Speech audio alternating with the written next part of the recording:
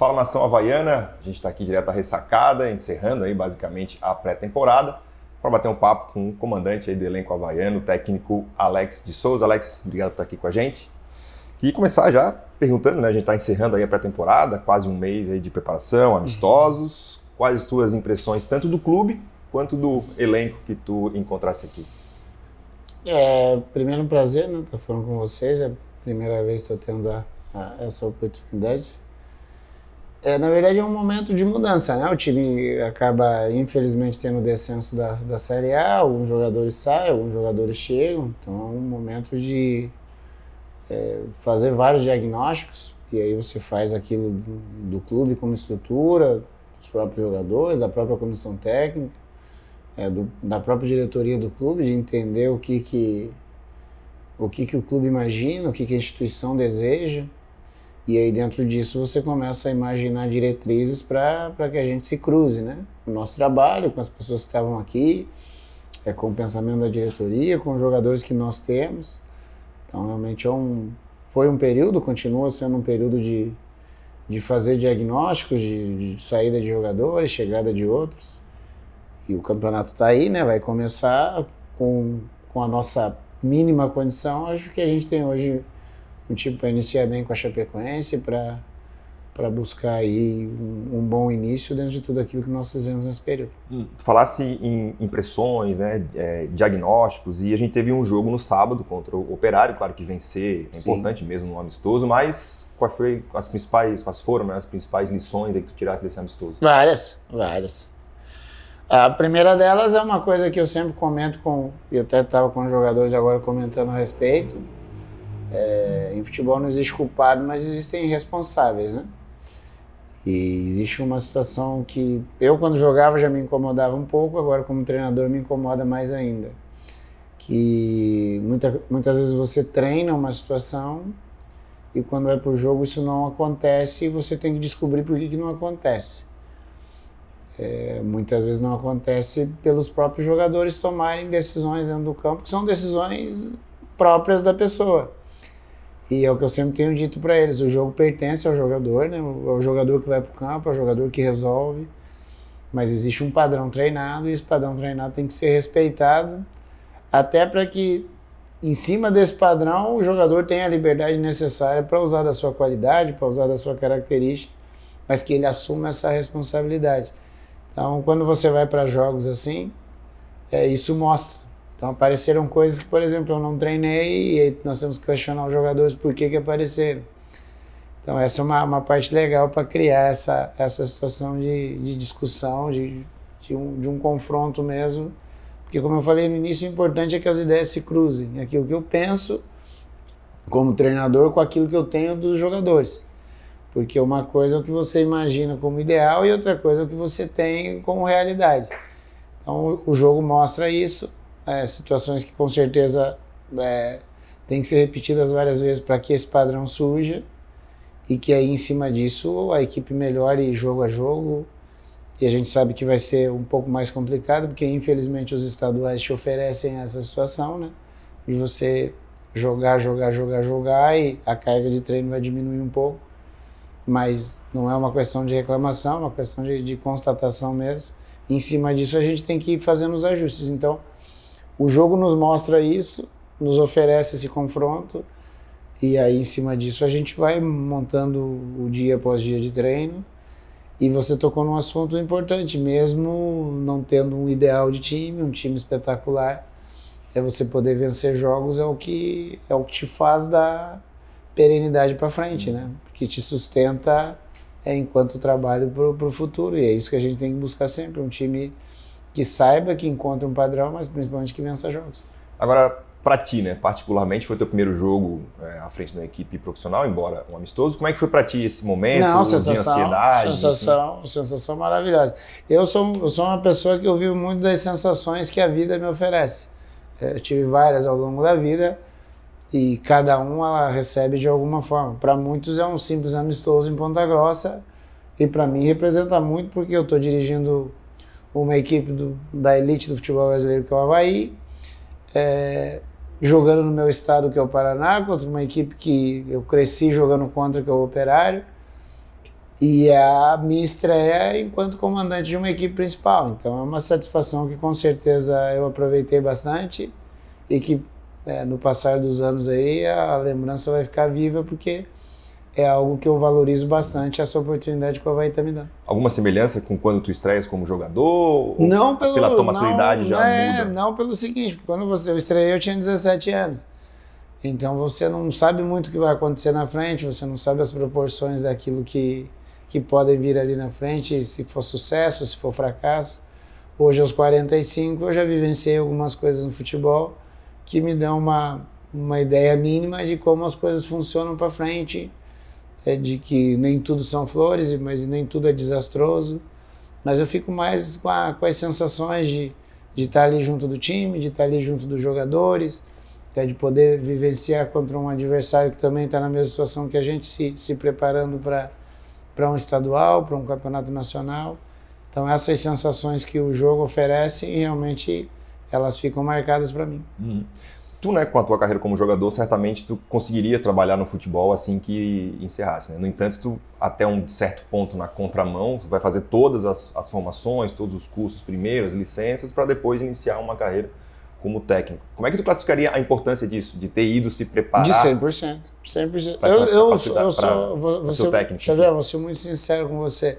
Eu não acredito muito nessa história de que o cara jogou num bom nível, pouco importa o nível que ele tenha jogado, pouco importa o tempo que ele tenha jogado. Isso dá a ele a vivência do dia a dia do futebol, mas visto de um outro prisma, né? Visto de um outro platô. Enquanto jogador de futebol, você se defende muito, você protege o teu, você é muito individualista, o que é totalmente normal, porque você está atrás de um sonho teu.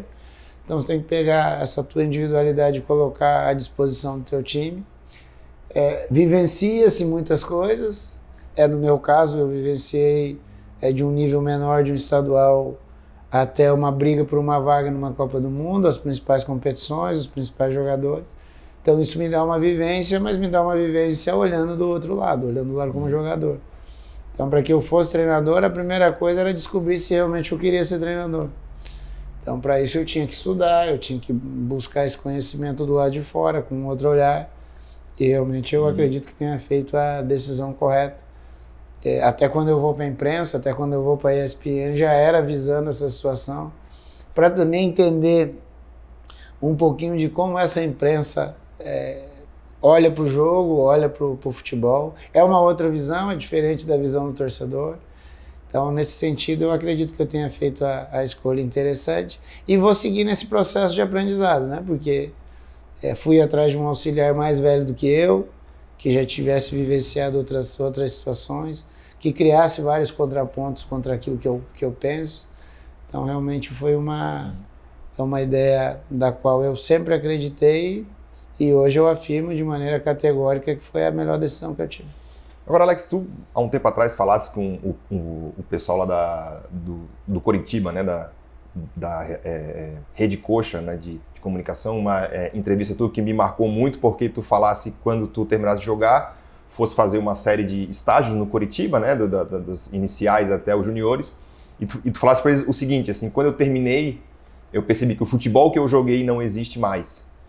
E que futebol é esse que tu jogasse que não existe mais e que futebol se joga hoje? Não, na verdade, ao longo da minha carreira, o futebol foi se alterando, né? Por exemplo, o Robson Gomes, que hoje é o preparador físico nosso aqui no Avaí, foi meu preparador físico em 1996. Se o Robson desse o mesmo tipo de treino que ele dava em 1996, possivelmente o futebol de hoje não servia. Aí já é a primeira mudança. A segunda mudança, que é uma mudança, acredito, principalmente no futebol brasileiro vital, eu estreiei no Curitiba sem contrato. Aos 17 anos eu não tinha contrato com o Curitiba, eu faço meu contrato depois que eu estreio. Hoje meninos de 16 anos têm contrato. A visão nossa enquanto jogador de futebol era, por exemplo, eu queria jogar no Curitiba. Hoje eu não sei se um menino de Curitiba quer jogar no Curitiba, talvez ele queira jogar no futebol europeu. Então essa coisa dos streams mostrando muitas coisas de fora, a TV a cabo mostrando muita coisa de fora, redes sociais que te dão acesso a muitas coisas de maneira muito rápida, não só aqui, mas também de fora. A sociedade mudou. A partir do momento que a sociedade mudou, não tem como o futebol ser o mesmo. Então eu uso um termo com os caras, quando eu jogava, dava para jogar trotando. Hoje já não dá mais para jogar trotando. Então as mudanças, elas são muito dinâmicas, são muito rápidas. E eu começo a jogar em 95 na equipe principal e paro em 14. São 20 anos de diferença. Hoje nós já estamos em 23. Já são mais alguns anos na frente. Por exemplo, eu tenho um filho de 12 anos que muitas coisas que eu falo para ele hoje, eu peço para ele se imaginar como vai ser daqui 5, 6 anos, porque possivelmente o futebol vai se alterar, porque a sociedade vai também se alterar. Então essas mudanças, elas são cotidianas e a gente tem que ter a percepção e principalmente a sensibilidade de entender essas mudanças. Agora, a gente está aí às vésperas, né, de estrear no estadual, né, jogo no sábado. Que time o torcedor havaiano pode esperar no sábado, as principais um time competitivo, um time que tenha um interesse muito grande em fazer com que o Avaí busque desde a estreia contra a Chapecoense, primeiro classificar para a segunda fase visando ganhar o Campeonato Catarinense. Esse é o discurso, desde o primeiro dia, de trabalhar muito, de que a gente monte um time competitivo. Vai fazer um jogo maravilhoso? Provavelmente não. Vai fazer um jogo muito equilibrado, com um time bem organizado? Provavelmente não. Até porque nós tivemos as dificuldades que vocês acompanharam ao longo da pré-temporada. Mas um time competitivo, um time que represente bem o desejo e o sentimento do torcedor do Avaí, isso com certeza ele vai ver. Mas essas ideias de colocar, vai ser um time propositivo, vai ser um time reativo, isso tudo o Avaí, não faz parte do teu conceito, vamos dizer assim? Faz parte do meu conceito, mas não faz parte do meu palavreado, porque não adianta nada a gente falar num time propositivo se o jogador não entender que ele tem que ser propositivo. O que a gente tem tido como discurso e vai continuar tendo é o seguinte: o Avaí é o grande do estado, o Avaí é o clube que mais ganhou junto com o Figueirense a competição estadual, inclusive está empatado briga por essa hegemonia do estado. A gente tem que tentar, no máximo, ser protagonista. Vai conseguir? Isso é o nosso dia a dia que vai mostrar. Até porque o discurso em outras equipes pode ser parecido. E futebol, na verdade, é muito daquilo que é um jogo de imposição, que você consegue impor perante o adversário e que o adversário te impõe diante daquilo que você está tendo dentro do jogo. A ideia é que seja protagonista. A ideia é que brigue pelo campeonato.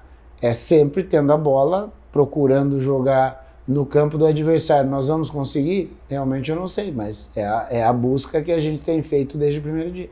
A gente terminou o Campeonato Brasileiro da Série A com bastante meninos aí no time de cima. Temos muitos aí treinando na pré-temporada normalmente. Como é que tu enxerga isso, esse papel da base aqui do Avaí, e como tu pretendes aproveitar esses meninos especial estadual? São do time, são do elenco, vão ser usados. Por exemplo, se nós olharmos o time que encerra o jogo em Ponta Grossa, e não tem muita fuga, porque o time a rapaziada que ficou para trás aqui e não participou do jogo de Ponta Grossa, eram 7 ou 8 jogadores, e tinha o Vitinho, que é da base também, ou veio de fora, mas é jovem.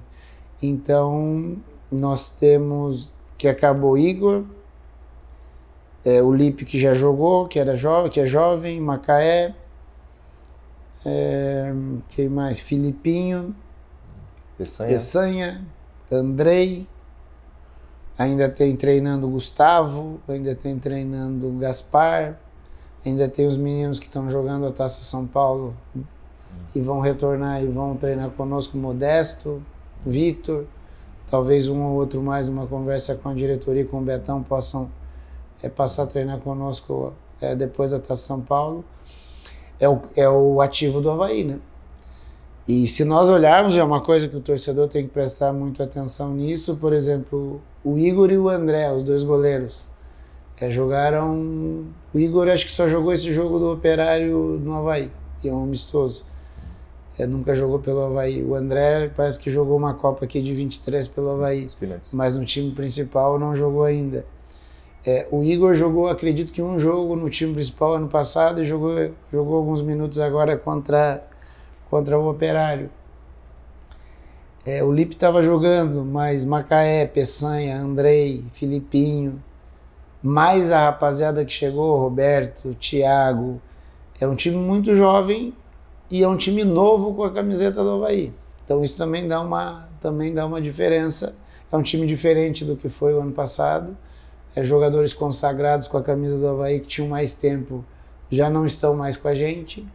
Então essa rapaziada tá tendo a oferta do espaço com a qualidade deles, eles têm que tentar aproveitar.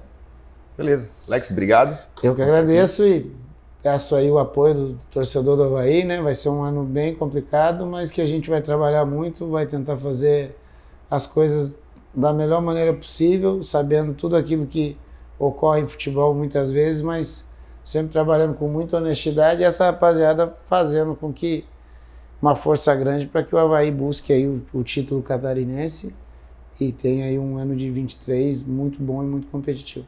Fechou. Valeu. Beleza? Obrigado, Alex. Pessoal, fique ligado aí na TV Avaí para mais conteúdo sobre o Leão. Valeu.